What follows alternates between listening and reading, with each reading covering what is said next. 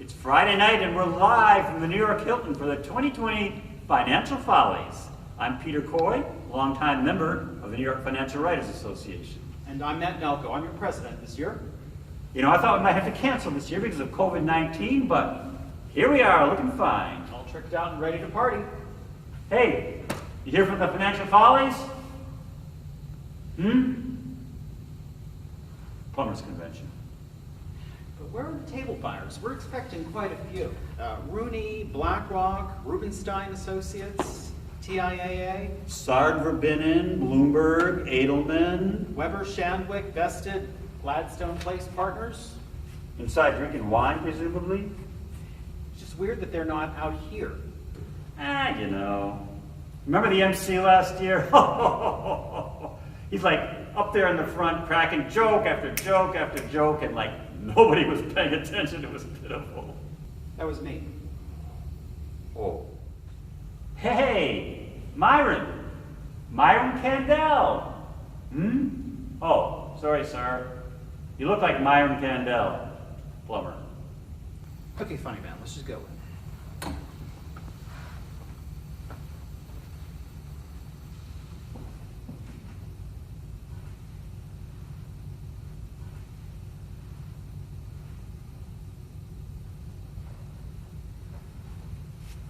Matt, I think they canceled the show and nobody told us.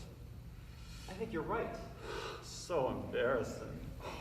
No show this year, folks. Come back in 2021. So embarrassing. See you here next year. What a shit show.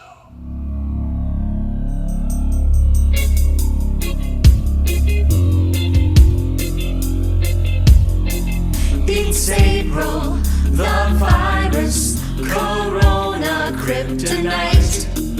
Thank goodness it won't last, a temporary blight. We're typing our stories while sitting on the loo. Remember to flush it before your interview. Don't cough so close to me. Don't cough so close to me. It's August in Greenpoint. My source is out of reach. My boss is in the Hamptons. Nitpicks me from the beach. Pandemic pajamas are all I ever wear. This writing remotely has left me in despair. Don't zoom so close to me. Don't zoom so close to me. November, I've got the financial writer blues. Since COVID exploded, can't focus on the news. So tragic, it's funny. I laugh and then I cry. My brain feels like onions in month-old shepherd's pie. Don't plan to talk to me. Don't cram in here with me.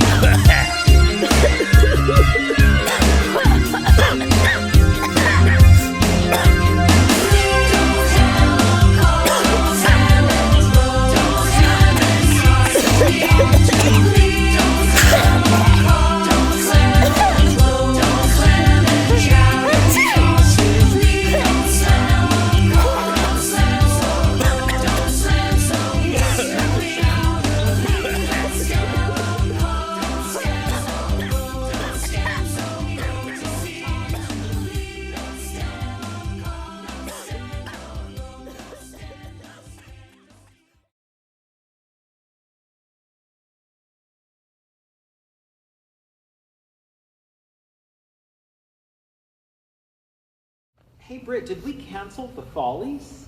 I have no idea. It's empty. Nobody told me. What's going on here? Wait, we're doing what? Hey, Peter, Britt says that we're live streaming a virtual show. What, like right now? We're live streaming a virtual show. What is live streaming? That's ridiculous. Like on the internet. Did you know anything about this?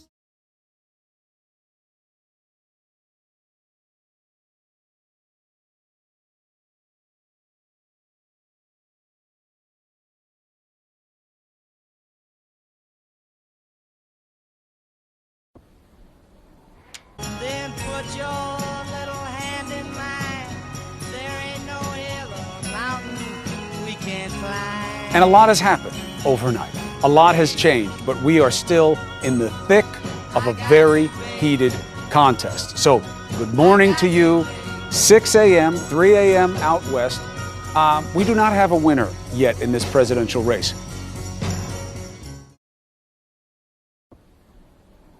Then put your little hand in mine. There ain't no hill or mountain we can't climb. And a lot has happened overnight. A lot has changed, but we are still in the thick of a very heated contest. So, good morning to you. 6 a.m., 3 a.m. out west. We do not have a winner yet in this presidential race. Nice going, boys. You're playing yesterday's tape. I got you to understand.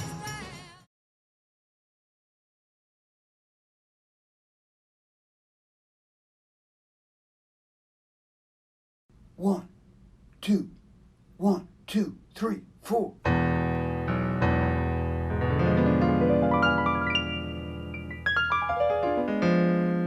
At first I was afraid, I was petrified. Kept thinking I could never live with COVID far and wide. And then I spent so many days cooped up in my household ward, and I grew bored. How much TP could I afford? I now use Slack and of course Zoom. I just talked in a webinar that I launched from my living room. I should have put on proper pants. I should have shaved this 5-day beard. If I'd have known for just 1 second I would look so wet. Can we go on now, girl? Walk out the door. Just turn around now, 'cause you can't go out anymore. Weren't you the one who said they would self-quarantine? Did you think you'd get bored? Did you think your hands are all that clean? No, no, not I. We will survive. Oh, as long as we can wear these gloves, I know we'll stay alive. We do social distancing, and we'll beat this awful thing, and we'll survive. We will survive. Hey, hey. Guidelines of how to mitigate the spread of this very, very seriously. The situation that are well delineated in the guidelines about avoiding crowds, getting people who are vulnerable to essentially self-isolate. It'll take all the strength we have not to fall apart. Not to mention lots of dough for a demand jump start. And we'll spend oh so many months just working for recovery. We have to try so we can hold our heads up high. Get a UCS, we will bounce back. Won't let COVID-19 virus throw us out of whack.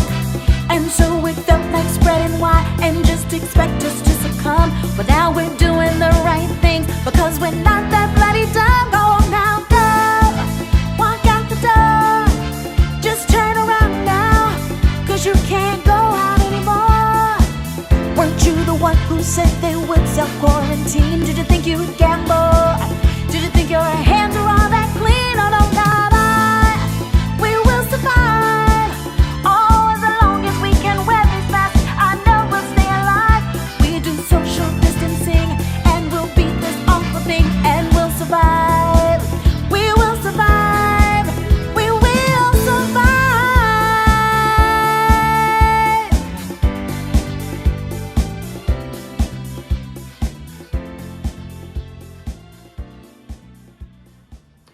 Hi, I'm Terry Kawaja.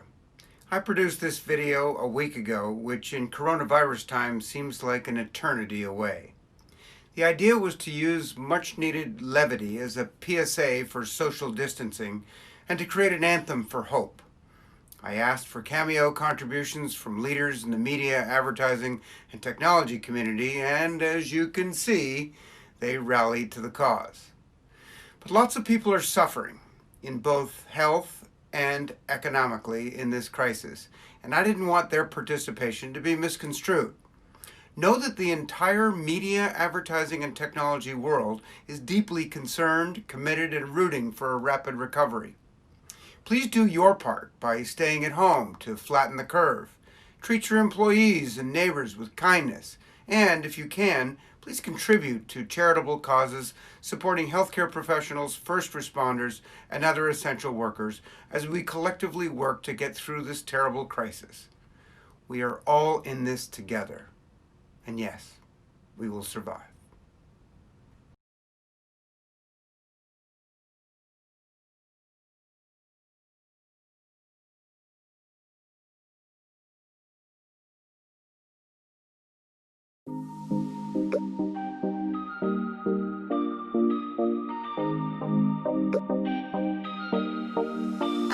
Hello everyone, I got this big box here and it says Mick Big Tail. So I'm gonna open it. Alright, ready, steady, go. Asha, are you excited? Are you ready to see what's inside?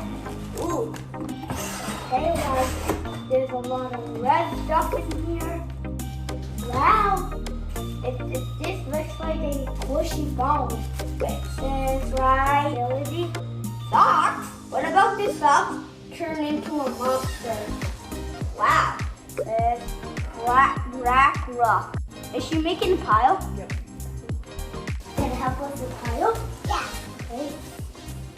Ooh, what is this? I found something in the middle. Well, let's see what she's carrying.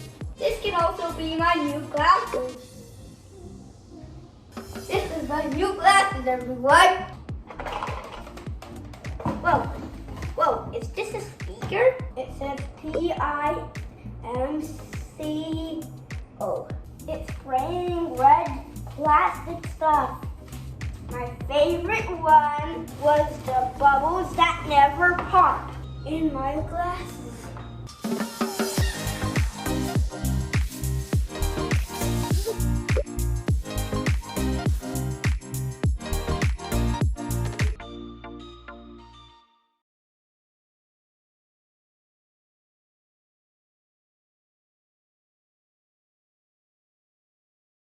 What's up, rich people? It's me, Haley, and I am a financial pop star. So if you want to get rich, if you want to be extremely successful, but when you watch CNBC, you are so bored and also possibly confused, welcome to my Chanel.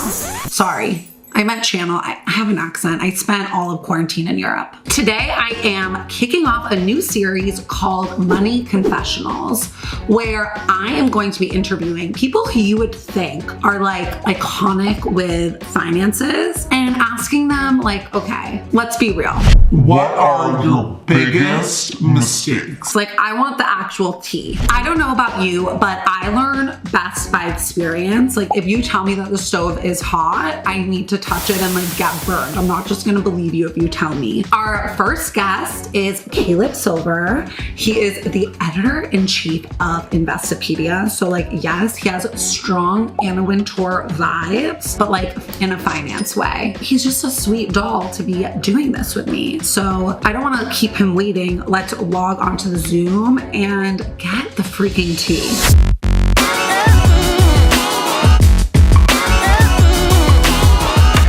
So, Caleb, what are your biggest money mistakes? How long do we have? Because I got many. I got a binder full. But I'll tell you my biggest one was really not understanding and placing an overimportance on holding on to cash. I started working when I was 12 years old.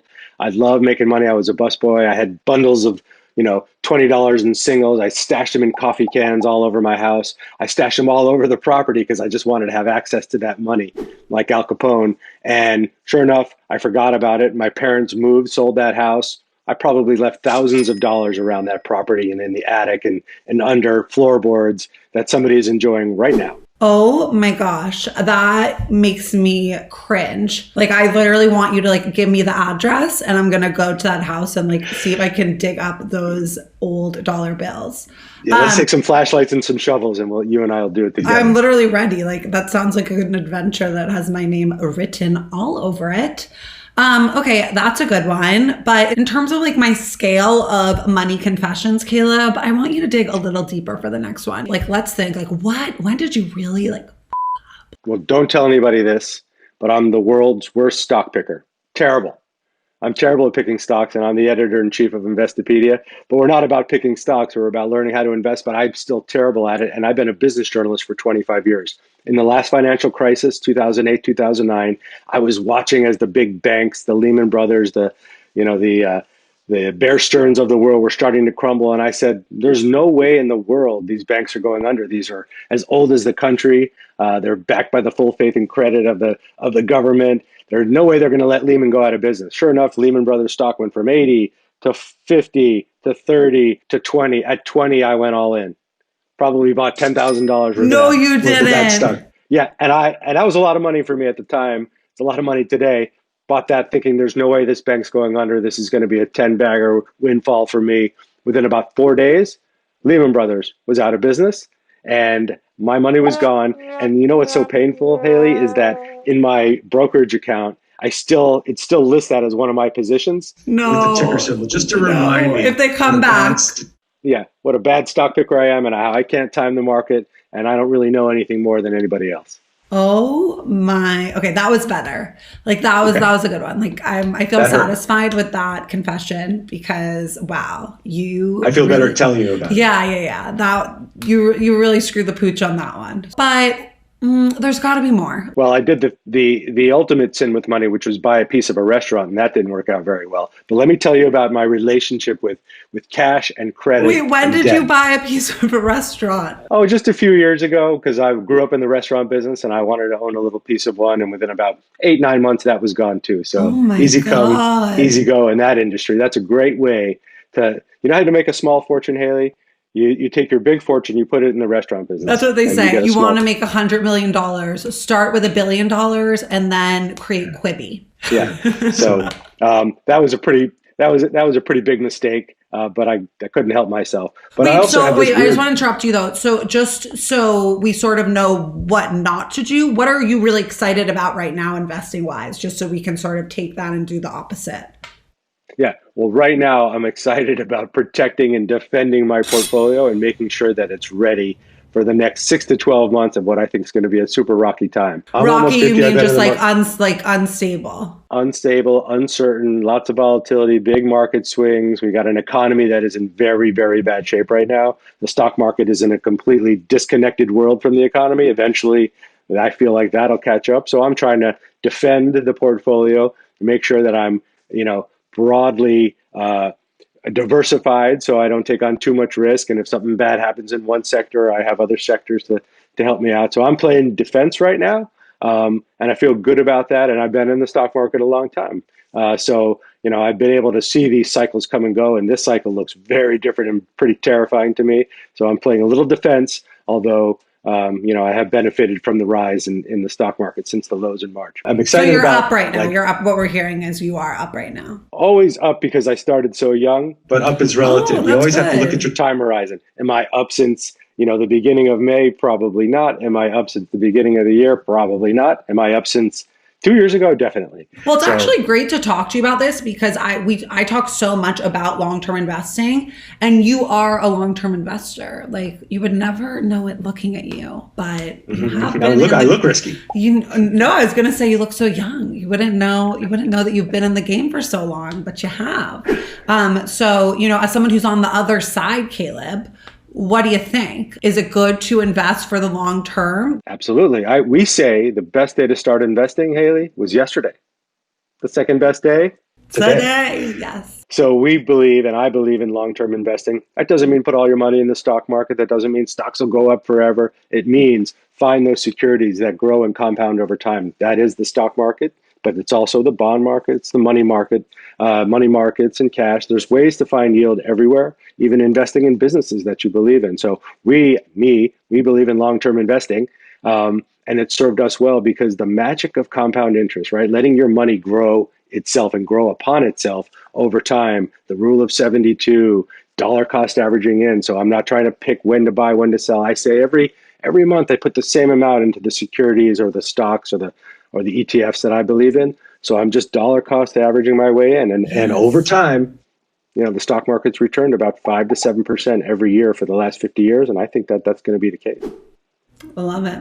A man after my own heart. What about, just give us one other time that you, or like action that you took that you were like, that was not smart.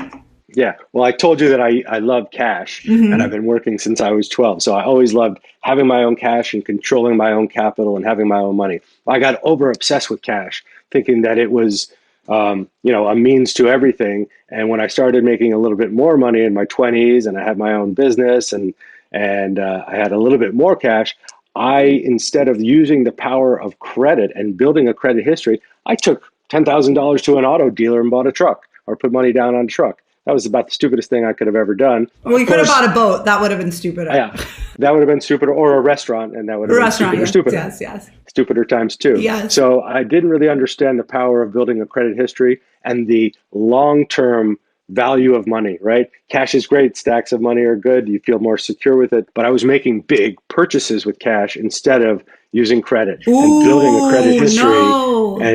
And that's just silly because I thought that was the smarter thing. I don't want to be in debt. When did you get your first credit card? Probably during college, probably when I was 18 or 19, but I wasn't conscious of it. But you never used it. You still were like, okay, like this is like for emergencies, but like if I have to do anything, I'm going to use my cash. Right. But you know what they say about credit cards is it's a 0% interest loan if you pay it back in the first month. So. Right. And you build that credit history, and that credit history serves you well when you want to make bigger purchases, that home purchase, or you actually want to buy a vehicle, or you want to maybe go into a business. You have that history. You've got to build that credit history early. You got to build that banking history early, and you got to build the investing history early. You get those three things together. That's a great foundation to build wealth over time, and then have a little bit more control over your financial future. Because when I was in my young 20s, or even as a teenager making money, I didn't understand that.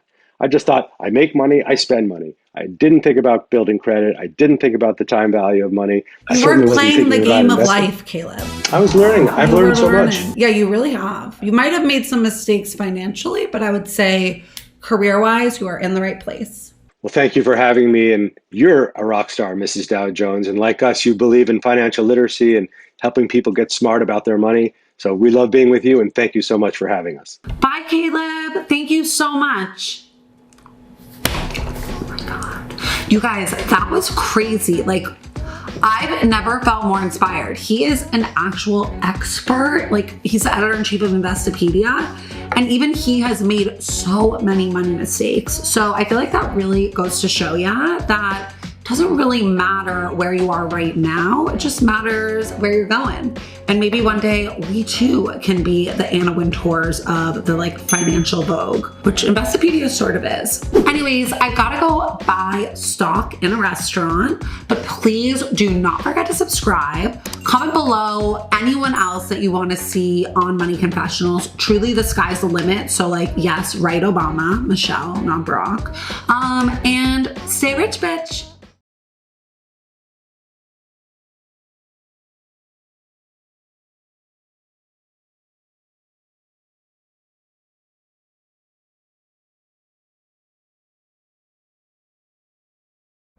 Before I joined the Business and Economic Reporting program at NYU, I worked on a major investigation on a dividend tax scheme. And then as a next project, I coordinated newsrooms across 30 European countries to uncover the biggest ongoing tax fraud and its ties to financial institutions and to organized crime. Each time, reporting started with a flash drive with thousands of pages of leaked documents, and the stories affected hundreds of millions of people. My experience throughout these projects was that in financial reporting, it's not enough to be a prolific and a well-sourced journalist.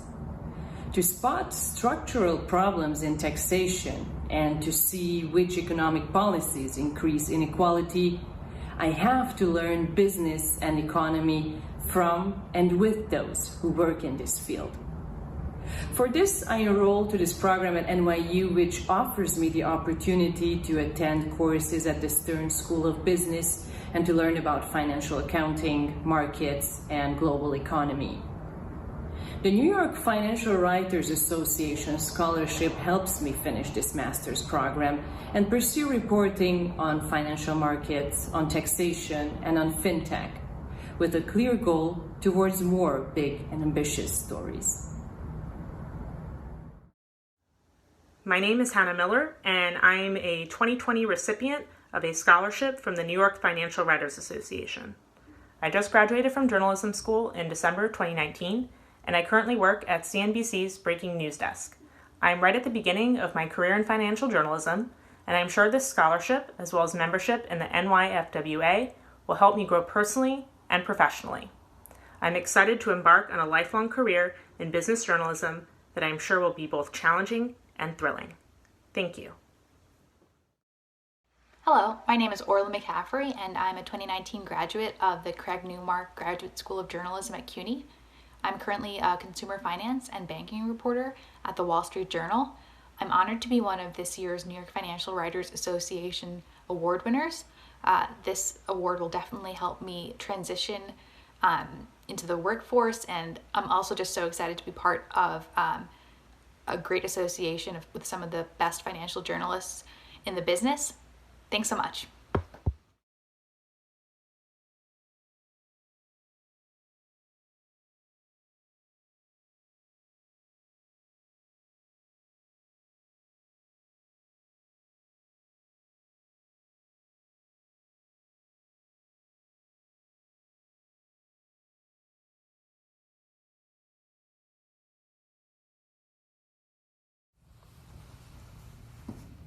Well, folks, that wraps up this year's 2020 virtual Financial Follies. That's right, Matt. We've been planning this virtual live streaming event for literally months now, and I'd say it went pretty much perfectly. I'd say it did, Peter, just like clockwork. A big thanks to all the little people who helped make this event possible. Live from the New York Hilton. We're not actually live. Whatever, you're spoiling it. Well, live or whatever, from the New York Hilton, good night and sweet dreams.